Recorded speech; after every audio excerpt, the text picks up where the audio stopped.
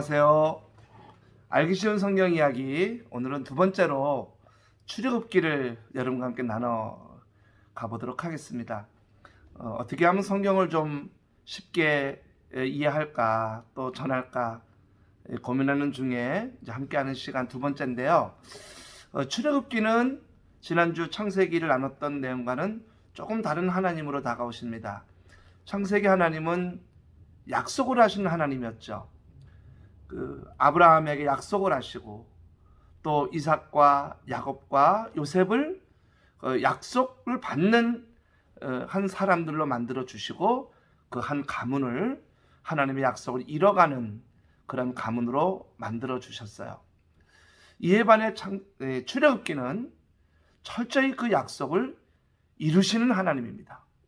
애굽 땅에 그 고난의 기간, 그러나 그 고난 기간에 번성케 하셔서 한 가문이 민족을 이루도록 만드신 하나님.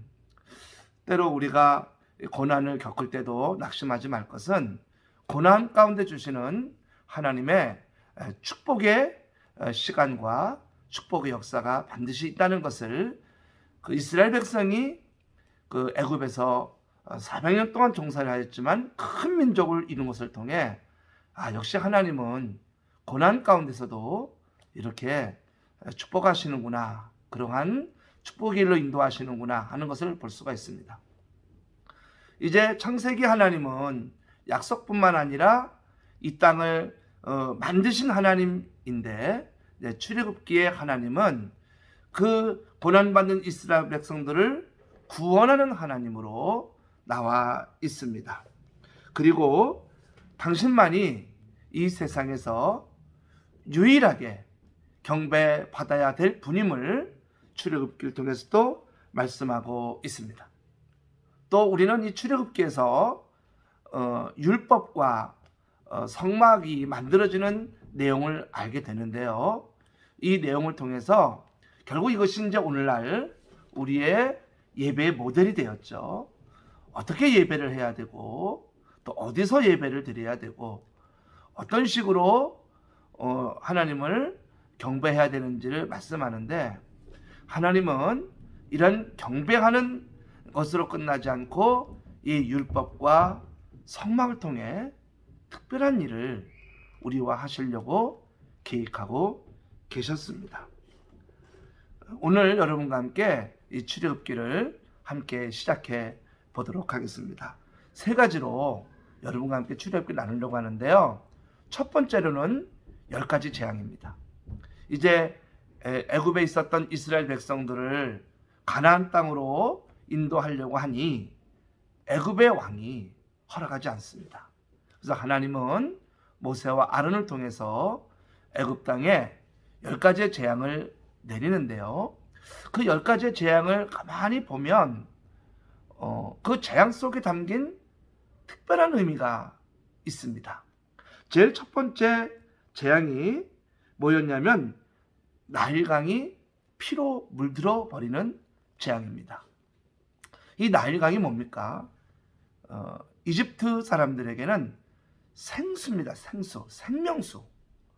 이 나일강 물을 먹고 나일강 물로 농사를 짓고 이 나일강 물로 거의 살아간다고 해도 무방합니다. 그리고 마치면 이 나일강에 시신을 띄어 흘려보냅니다. 그러니까 나일강이 없는 이집트는 상상할 수조차 없어요. 그 생명수인 나일강을 하나님은 단번에 못 먹는 물로 바꾸십니다. 진짜 생명수는 따로 있기 때문이죠. 저와 여러분은 누군지 아시죠? 바로 예수 그리스도입니다. 우리를 살리는 그분은 오직 예수 그리스도만이 우리 생명수가 되는 겁니다. 그 다음에 두 번째 재앙으로는 개구리 재앙이 나옵니다. 출애굽기 8장 6절에 아론이 애굽 물들 위에 그의 손을 내밀매 개구리가 올라와서 애굽 땅에 덮이니, 이집트에는 이 개구리가 풍요의 상징이라고 합니다. 개구리가 많이 올라오면 그만큼 농사가 잘 된다는 거고 또 비도 내린다는 상징이라 이 개구리가 보이면 그들은 축복이다 라고 생각한답니다. 제가 이스라엘이나 이집트를 성지순례 갔을 때 비가 중간에 한번 왔거든요. 야, 그 비를 아무도 피하지 않아요. 다 비를 맞아요. 우리 한국 성지순례들은 전부 다 처마 밑에 또 이렇게 비를 피할 수 있는 곳을 다 피했는데 그들은 피하지 않아요. 왜냐하면 그것이 그들에게는 축복의 상징이기 때문입니다.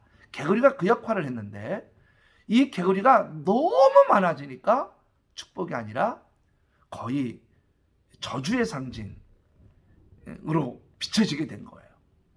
그러니까 결코 풍요도 이 개구리라고 하는 이런 것으로 우리에게 줄 수 없다는 거죠. 우리에게 먹이시고 입히시고 채워주시는 분은 하나님이십니다. 세 번째로 이해 재앙인데요. 성경 2로 나오는데 이걸 어원을 찾아보니까 모기라고 합니다. 그러니까 그 모기라는 어원과 원어가 똑같대요. 그러므로 이라고 표현되어 있지만 사실은 모기의 재앙이 임한 겁니다. 모기가 얼마나 심하게 내렸냐면 출애굽기 8장 17절 그들이 그대로 행할새 아론이 지팡이를 잡고 손을 들어 땅의 티끌을 치매 애굽 온 땅의 티끌이 다 이가 되어 사람과 가족에게 오르니. 그러니까 얼마나 그 모기가 많이 생겼냐면 여기 보니까 사람과 가축에게 다 피해를 입었다는 거예요. 이집트는 그 땅을 관장하는 신이 따로 있습니다. 그래서 그 땅의 신을 통해서 복을 주는 거죠. 그런데 그 땅마저 땅의 모든 티끌들이 모기가 되는 그 저주의 땅이 되는 것입니다. 그 다음에 또 파리, 네 번째는 파리의 재앙이 있습니다. 이 파리가 얼마나 많았냐면 출애굽기 8장 24절에 보니까 땅이 황폐해졌대요. 얼마나 이 파리가 많아졌으면 땅이 황폐할 정도로 파리의 재앙이 임했을까. 그야말로 이집트는 이제부터는 거의 감당할 수 없는 재앙이 오고 있는 것입니다. 모세와 아론을 통해 하나님이 자기 백성을 좀 데리고 나가려고 하는 것을 방해하는 애굽 왕과 애굽 사람들에게 임하는 이 무서운 재앙은 정말로 점점 그 강도가 세지며 심각한 문제가 생기게 됩니다. 다섯 번째 재앙이 생축의 악질입니다. 이건 이제 가축 돌림병인데요. 출애굽기 9장 6절에 보면 이튿날에 여호와께서 이 일을 행하시니 애굽의 모든 가축은 죽었으나 이스라엘 자손의 가축은 하나도 죽지 아니한지라. 지금은 우리가 이 가축으로 우리 경제 활동을 하는 게 적지만 우리나라도 불과 100년 전, 몇십 년 전만 해도 이 가축 집에서 돼지도 기르고 소도 기르고 염소도 기르고 닭도 기르고 그랬던 나라 아닙니까? 그러니까 이전에 어떻게 했어요? 가축이 그들의 거의 산업 전반, 그들의 생계수단인데 그 가축이 전부 다 죽은 거예요. 돌림병으로. 이 데미지, 이 심각한 어려움은 이루 말할 수가 없죠. 그래서 애굽 땅에 내린 이 재앙이 심각하게 이제 백성들에게 경제적으로 그 영향을 미친 겁니다. 우리나라가 코로나 때 얼마나 많은 가게들이 문을 닫고 얼마나 많은 사람들이 어려움을 당했고 지금도 역시 어려움을 당하고 있습니까? 이 경제적인 어려움을 당하면 정말 이루 말할 수 없는 어려움을 당하는데 저희 교회 안에 또 많은 분들이 이 경제에서 다시 경제적인 어려움에서 이겨나가기를 주님의 이름으로 기도하겠습니다. 그 다음에 여섯 번째로 악종인데요. 이 고열이란 피부질환입니다. 출애굽기 9장에 보면 그들이 화덕의 죄를 가지고 바로 앞에 서서 모세가 하늘을 향하여 날리니 사람과 짐승에 붙어 악성 종기가 생기고, 그러니까 피부병이 생긴 거예요. 막 가려움증이 생기고 고통스럽죠. 저도 피부 알러지가 있다 보니 이 피부병이나 알러지가 생기면 얼마나 고통스러운지를 알겠어요. 근데 우리가 앓는 이 피부 질환은 이 당시 재앙의 피부 질환과는 비교할 수 없는 거죠. 이 어마어마한 피부 질환으로 인해서, 특별히 고열에 의해서 것이 애굽 땅에 재앙으로 내렸으면 이걸 6번째 재앙으로 했겠습니까? 심각한 문제가 있었던 겁니다. 7번째는 우박과 불입니다. 출애굽기 9장에 보면 우박이 내림과 불덩이가 우박에 섞여 내림이 심히 맹렬하니 나라가 생긴 그때로부터 애굽 온 땅에는 그와 같은 일이 없었더라. 자, 우박이 내리고 불덩이가 내리면 무슨 일이 벌어지나요? 이제 가축은 다 죽었고 뭐가 남았어요? 채소가 남았어요. 그 채소가 거의 대부분이 이 우박과 불재앙으로 몰살한 겁니다. 몰살. 그나마 이제 채소라도 먹자 했던 그 마지막 마지노선마저도 다 그냥 끊어진 그런 상황이에요. 심각한 어려움을 당하게 됩니다. 그 다음에 8번째가 메뚜기 재앙인데 출애굽기 10장 14절에 메뚜기가 애굽 온 땅에 이르러 그 사방에 내림에 그 피해가 심하니 이런 메뚜기는 전에도 없었고 후에도 없을 것이라. 그러니까 이제 그마저 남아있는 채소마저 메뚜기가 다 먹어버려서 정말 먹을 게 없는 그러한 상황에 놓였어요. 이쯤 되면 애굽 왕이 항복할 만한데 워낙 그의 마음이 악하고 강해서 이것에도 굴하지 않아요. 그래서 9번째 재앙이 내리는데 3일간의 흑암입니다. 에집트 사람들은 매일 아침만 되면 태양이 떠오를 때 감사의 제사를 드린대요. 그런데 단 하루만이라도 구름에 태양이 가리거나 또는 어둠이 하루 종일 이렇게 임할 때 또 달에 가릴 때 이 사람들은 정말 심각한 이거 우리 신이 노했다. 우리 신이 이거 우리를 벌하려고 한다는 것으로 두려움에 벌벌 떤대요. 그런데 그건 그래도 보이긴 하죠. 흑암은 아무것도 안 보이는 거야. 아무것도. 그것이 3일 동안 지속이 되는 재앙을 만나게 됩니다. 그러니 그들 안에 야, 이 태양신이 뭐야? 우리를 지켜주는 이 태양신은 도대체 뭐지? 하는 그런 의심과 불안에 떨게 되죠. 맞죠? 태양신은 아무것도 아닙니다. 오직 유일한 우리 하나님만이 유일신이죠. 마지막으로 10번째 재앙인데 출애굽기 11장 5절부터 6절에 보면 장자가 죽음을 당하죠. 에집트에만 임한 재앙이었습니다. 이것은 심각한 문제를 일으키게 되죠. 근데 여러분, 장자가 죽는다는 건 얼마나 이게 참담한 일입니까? 지위고하를 막론하고. 근데 이스라엘에는 아무도 안 죽어요. 그래서 하나님이 말씀하시는 거예요. 재앙을 내리면서 나에게는 이스라엘인들이 나의 장자다. 그렇게 고난을 주고 핍박을 주고 그렇게 이스라엘 사람들 그 남자 아이들까지 태어난 아이들까지 죽이면서 그 이스라엘 사람들을 핍박하고 저주하며 힘들게 했던 애굽 땅에 하나님은 너희들이 핍박하는 자들은 내 백성이다. 내 장자다. 저들은 내가 사랑하는 사람이라는 것을 분명히 하나님은 출애굽기를 통해 보여주고 계십니다. 저희를 향한 하나님의 사랑도 마찬가지라고 봅니다. 이렇게 해서 이제 하나님이 결국은 10가지 재앙 속에서 애굽 왕이 항복을 해요. 그래서 이스라엘 백성들을 이제 내어놓게 되는데 그 내어놓고 광야길을 가면서 이스라엘 백성들은 2가지의 이제 놀라운 일을 만나게 됩니다. 하나는 하나님이 율법을 주시는 거죠. 율법. 10계명을 비롯한 하나님의 율법이 출애굽기에 이렇게 기록이 되어 있는데 율법은 왜 주셨을까요? 하나님이 왜 그 율법을 주셨을까요? 딱 하나입니다. 이제 우리 언약하자는 거예요. 내가 너희의 하나님이 될 테니까 애굽 땅에 재앙을 내리면서 봤지. 내가 너희를 홍해를 가르고 건진 거 봤지? 내가 너희를 어떻게 먹이는지 봤지?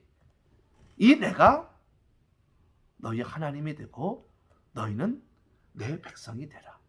그리고 이것들을 지켜라. 그러면 어떻게 하나님이 율법을 주셨을까? 왜 주셨을까 하는 게 궁금하잖아요. 왜 주셨을까? 출애굽기 19장 5절부터 6절입니다. 세계가 다 내게 속하였나니 너희가 내 말을 잘 듣고 내 언약을 지키면 너희는 모든 민족 중에서 내 소유가 되겠고 너희가 내게 대하여 제사장 나라가 되며 거룩한 백성이 되리라. 너는 이 말을 이스라엘 자손에게 전할지니라. 이 이스라엘 민족을 애굽에서 꼬집어낸 이유, 가나안 땅 축복의 땅으로 이끌어내는 이유는 딱 하나예요. 제사장 만들려고 하는 거예요. 제사장이라는 언어가 폰티펙스라는 이 언어인데 이게 뭐냐면 다리를 놓는 사람이라는 거예요. 하나님이 이게 우리가 아쉬워야 되잖아요. 하나님과의 관계의 복원을. 왜? 그분은 축복을 주시는 분이고 그분은 우리의 생명을 지켜주시는 분이고 그분이 다 주시는 분이기 때문에 우리가 급한데 하나님이 급하신 거예요. 도대체 율법을 주면서 야 너희가 이 율법을 지키는 자가 되고 너희가 제사장의 역할을 감당하고 너희가 다리 놓는 사람이 돼서 이 백성과 나의 다리를 놔. 내가 이 백성을 마음껏 축복하게 좀 해줘라. 내가 마음껏 이 백성을 사랑하게 해줘라. 이게 율법을 내린 목적이라니까요. 우리에게 어려움을 주고 우리에게 이거 안 지키면 널 벌할 거야 이러려고 주신 게 아니라 출애굽기 19장에 분명히 말씀하잖아요. 너희가 내게 대하여 제사장 나라가 되며 거룩한 백성이 되리라. 너는 이 말을 이스라엘 백성에게 전할지니라. 하나님은 이스라엘 백성들이 이 율법을 지킴으로 제사장, 다리 놓는 사람이 돼서 내가 복을 주기 위해 내가 너희에게 정말 엄청난 하늘의 복과 땅의 복을 주기 위해 내 마음이 있으니 그걸 좀 그대로 전달하는 역할을 네가 하라. 내가 너희들부터 축복하겠다. 이 하나님의 마음이 느껴지는 거예요. 율법 하나하나 자세히는 들어가지 못하지만 율법을 주신 목적이 그거에 있어요. 그래서 출애굽기 19장은 우리에게 말씀하고 있는 거예요. 그러면서 하나님은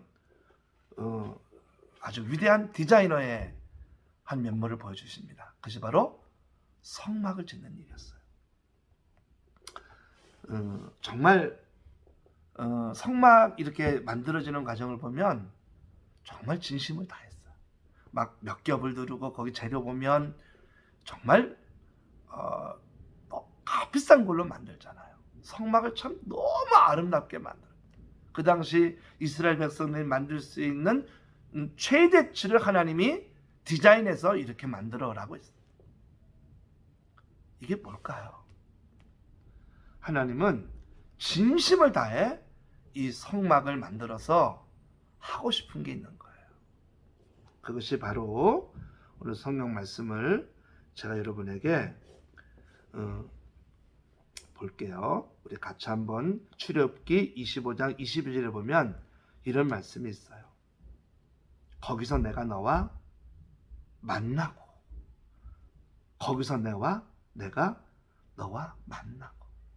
성막을 이렇게 아름답게 만든 이유는, 이렇게 소중하게 진심을 다해 만드는 이유는 하나예요.